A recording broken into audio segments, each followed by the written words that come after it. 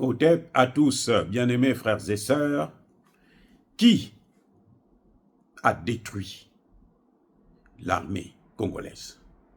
Qui a détruit l'administration congolaise? Qui a infiltré, a vendu, a sacrifié l'armée congolaise? Je parle de la RDC bien sûr, et son administration.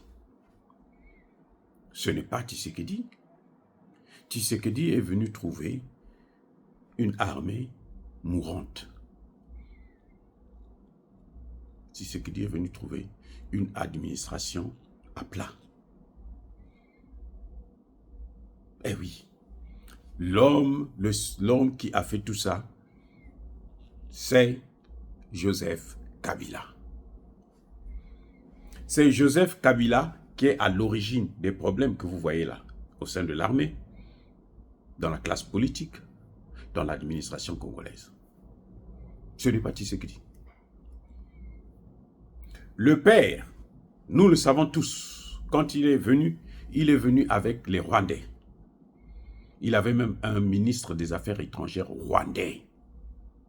Le chef de la diplomatie congolaise a été, à un moment donné de son histoire, un Rwandais. Le chef d'état-major général de l'armée, un Rwandais. Et là, à un moment donné, Kabila va sortir de sa cécité. Kabila, le père, bien entendu. Et il va demander que les Rwandais puissent repartir chez eux. Les gens, ils n'étaient pas contents. Qu'est-ce qu'ils ont fait? Qu'est-ce qu'ils ont fait? Ils ont commencé maintenant la guerre. Ils ont commencé des rébellions.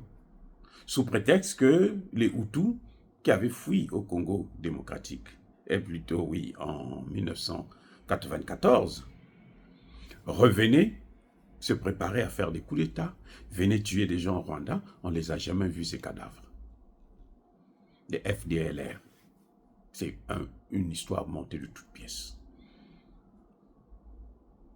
Kabila dit, Kagame dit, je dois suivre ces hommes jusque là où ils sont, dans le territoire congolais. C'est comme si aujourd'hui, Tshisekedi dit, moi, je dois suivre les M23 jusqu'au Rwanda. Il a déclaré la guerre aux Congolais. Mais non, comment Kabila est arrivé à détruire l'armée congolaise? Comment? Il n'a pas pris l'armée congolaise, il l'a mis dans les mains de Kagame. Non. Il y a eu plusieurs, ça fait quand même 24 ans, 30 ans presque, 3 décennies. Déjà, le père avait commencé à les chasser, ils sont rentrés dans la rébellion. Kabila a négocié avec Kagame, comme il est lui-même rwandais. Et chaque fois qu'il négociait, on prenait des voyous, des vauriens, des va-nu-pieds, on les intégrait dans l'armée. Même quelqu'un qui savait seulement égorger les êtres humains, criminels, parce qu'il se proclame général, on lui donne le grade de général. J'ai 1500 hommes avec moi, et il est nommé général à Kinshasa et est affecté dans le Kivu. Et il a un salaire pour nourrir les 1500 personnes, alors qu'ils sont parfois 100, ils sont parfois 50 dans leur groupe rebelle. Et quand Kabila, quand ceux-là sont intégrés, que fait Kagame? Eh bien, il forme encore, il crée encore une autre rébellion. Il change seulement le nom, mais c'est la même rébellion. Le M23, ce n'est pas le premier nom. Il change de nom. Et pour faire pression contre le gouvernement, qu'est-ce qu'il fait? Il utilise ceux qui avaient précédé. Et chaque fois qu'il y a des négociations, il y a une nouvelle vague de traîtres, de vendus, qui rentrent dans l'armée, qui rentrent dans l'administration et qui donnent des informations à Kagame. Et qui recrutent maintenant des Congolais. Et oui, ils mettent de l'argent en jeu. Ils recrutent des Congolais, un petit nombre de Congolais, qui vont prendre la paternité de leur mouvement. C'est pour ça que vous entendez toujours Kagame vous dire que, mais en fait, c'est pas le M23, c'est pas des Rwandais, ce sont des Congolais. Parce qu'à la tête du M23, on a vu Corneille Nangaa, c'est un Congolais, mais qui travaille pour Kagame. Donc lui vient, il prend la paternité du mouvement, et puis le mouvement est financé par Kagame. Il y a eu des gens qui étaient dans l'administration de Tshisekedi qui l'ont rejoint. Maintenant, un qui voulait être député, il a échoué, il est parti. Donc, au fur et à mesure que Kabila, Joseph, le fils, était là, négocié, il faisait rentrer de nouvelles recrues pour espionner, pour infiltrer, pour sonder, pour connaître et pour détruire l'armée congolaise de l'intérieur. Et cela a duré 18 ans. Ce n'est pas quelque chose du jour au lendemain. 18 ans. En 2006, les Rwandais avaient pris même Goma. En 2013, ils avaient encore pris Goma. On les repousse, on négocie avec eux, on les introduit dans l'armée, dans l'administration, on leur donne des grands postes, et puis ils servent le Rwanda. Et c'est comme ça que le Rwanda a commencé à prendre le contrôle de cette mastodonte africaine, qui est le Congo démocratique. C'est avec Kabila, Joseph Kabila. Vous l'avez déjà entendu critiquer, insulter, accuser le Rwanda de génocide? Non. Depuis qu'il a quitté le pouvoir, il s'est calmé, il s'est tait. Parce qu'il sait qu'il a déjà plein de généraux, plein de généraux de Kabila. Pour la plupart, ils travaillent pour Kagame. Et ce sont ces mêmes généraux, quand ils vont sur le terrain, ces colonels et autres, eh bien, ce sont eux qui trahissent. Parfois, quand il y a un général congolais qui est patriote, qui veut faire le travail, on le tue sur le terrain. Pas plus tard qu'aujourd'hui, hein, le général Tchiko, le chef des opérations militaires dans le nord du Kivu, a échappé à la mort. Un attentat. Il a pu s'en sortir. Mais entre-temps, la ville de Windy, les deux colonels qui le succèdent, qui viennent après lui, l'ont donné au M23, sans combat, hein, sans combat. Il demande à l'armée de se déplacer, de quitter les lieux. Il demande au Wazalendo de quitter les lieux. Il refuse de donner des armes au Wazalendo. Entre-temps, ils se disent que le général Chiko est déjà abattu, ou bien il est au Rwanda, dans les mains de Kagame, qui va l'interroger, le torturer, avant de l'égorger. Et puis voilà, les militaires se déplacent, ils s'en vont, ils abandonnent le camp. Les M23 sont venus 5 heures après. Ils sont venus, ils ont ramassé toutes les armes et tout, ils ont occupé la ville. Voilà ce qui se passe. Voilà ce qui se passe. Et ça, ce sont des gens qui avaient été recrutés par Kabila. C'est Kabila qui a détruit l'armée congolaise et l'administration congolaise. Donc quand Tshisekedi arrive, il ne peut pas mener la guerre. Il ne peut pas faire la guerre à cause de ces gens-là.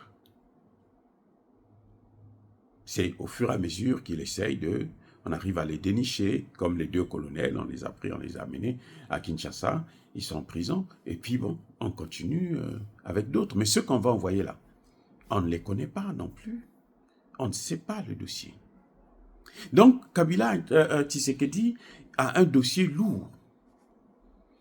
Surtout qu'il n'a pas l'information. Il ne gère pas les renseignements. Les renseignements du Congo sont dans les mains des Israéliens. Et donc, ça est dans les mains des Américains. À tout moment, ils savent ce qu'ils font. C'est ce qui retarde. Si vous voyez quelques résistances, jusque-là, ils n'arrivent pas à prendre Goma, c'est parce qu'il y a les Wazalendo. S'il n'y avait que l'armée congolaise, ils auraient déjà pris depuis très longtemps. L'armée de la SADC a des difficultés. Jusque-là, ça fait 2 mois, elle ne s'est pas encore déployée pour intervenir. Donc, Kagame a encore de beaux jours. Je vous avais dit que l'ambassadrice des États-Unis était à Goma pour aller voir qui? Pour aller voir ses militaires, ses contingents tanzaniens, Malawi, sud-africains. C'est pourquoi? Pour les corrompre, pour les interdire de combattre. Et c'est ça la difficulté. Donc la seule issue, le seul moyen pour Tshisekedi de s'en sortir, pour le Congo de s'en sortir, c'est d'équiper l'armée. C'est d'avoir des accords avec un partenaire fiable. Là encore, Tshisekedi, il a peur de prendre ses responsabilités entièrement. Il a peur d'assumer ce qu'il doit faire. Et c'est ça qui rend les choses encore plus compliquées. Mais, il y a une chose que je dois vous dire. Ce que j'ai vu avec les femmes congolaises, qui, comme je disais, ont porté le pagne, ont attaché le pagne, et sont prêtes à combattre. Si Tshisekedi ne fait pas ce que le peuple lui demande de faire, eh bien, il risquera peut-être même de ne pas terminer ce mandat. Il y aura des troubles qu'il ne pourra pas gérer. Et les Américains seront bien contents de le balayer dans l'espoir de trouver quelqu'un d'autre qu'ils vont placer là-bas. Dire cela, c'est inciter à la haine ou à la violence. Non. Ce sont des choses qui arrivent toujours quand on est dans de pareilles situations. Les mêmes causes produisent les mêmes effets. Les Congolais ont soutenu Mobutu. Mobutu pouvait faire chanter tout le Zaïre à l'époque. C'est pour ça d'ailleurs que Bongo disait que le Zaïre est un grand bar où chacun joue sa propre musique. Mobutu demande tout le monde dehors danser. Ils dansent, ils chantent au nom de Mobutu. Ils honorent Mobutu. Le jour que ces Congolais ont dit non, ça suffit. Mobutu n'a pas su qu'est-ce qui lui est arrivé. Nous avons eu l'occasion de rencontrer, de voir Mobutu aux négociations avec Kabila à Pointe-Noire. Mobutu refuse de marcher sur le tapis rouge. Le fameux tapis rouge qu'il aimait bien. Il refuse de marcher sur le tapis rouge. Qu'est-ce qu'il dit? Il dit ça trompe. Le tapis rouge là, ça trompe l'homme. Donc que Tshisekedi fasse très attention. Ce n'est pas acquis parce qu'il a été élu. Non. Il a été élu avec un agenda. Il a déjà fait un faux pas. Il avait dit qu'il devrait attaquer à la main d'escarmouches. Il y a eu déjà 100 000 escarmouches. Il n'a pas attaqué. Donc c'est un faux pas grave. La semaine qui suivait là, il n'a rien fait. Et s'il continue, ce peuple-là est lent à la colère. Mais quand il la déclenche, vous ne pouvez pas l'arrêter. Même les Américains ne pourront pas le sauver. D'ailleurs, eux, ils seront bien contents de le balayer parce qu'ils ont déjà quelqu'un qu'ils vont forcer aux Congolais. Tant pis si ça va entraîner des troubles dans tout le Congo. Ce n'est pas leur problème. Ça va entraîner le chaos. On va amener une mission des Nations Unies et on va diviser le Congo. Et ce sera sur la tête de Tshisekedi. Donc c'est à lui de prendre ses responsabilités.